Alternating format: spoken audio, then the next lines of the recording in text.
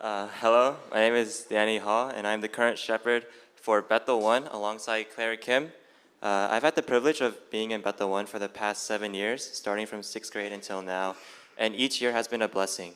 In the beginning, when I first joined house church, I was excited by the prospect of being able to meet my friends every single week and have a great time sharing, eating, and playing outside almost every week with the rest of my house church.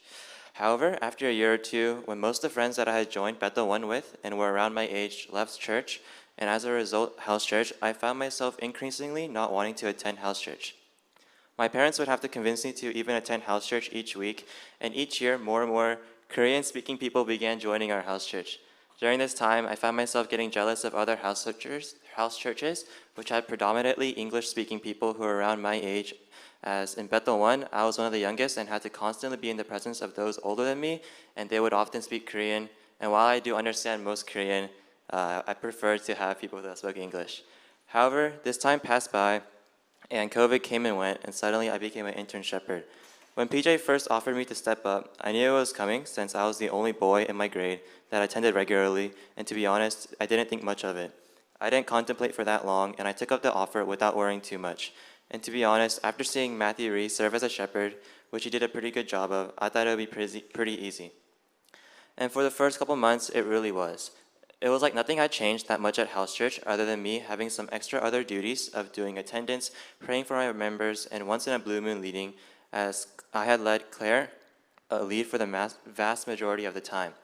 I thought that it was good enough that if I just had the thought of wanting the best for our house church, and to be honest, I didn't want to confront those who made trouble every time because I didn't want to be that strict shepherd that would always reprimand them. In short, I was content with being comfortable, which was not good at all for our leadership.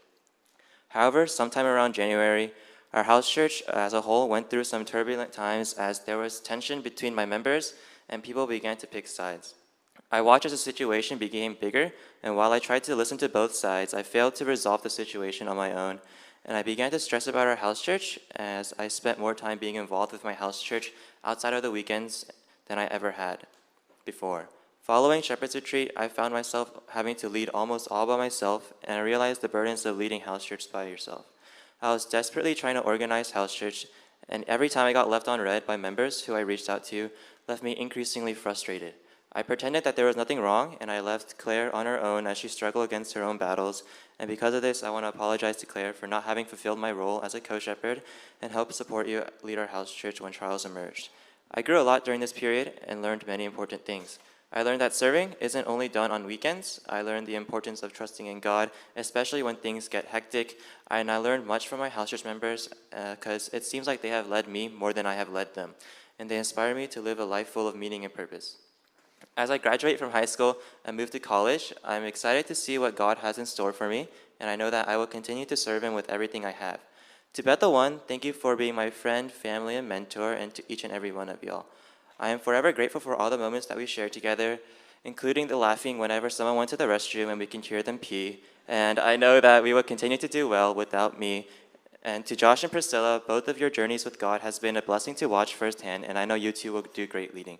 I just want to thank PJ and all the members who have supported me, and thank you.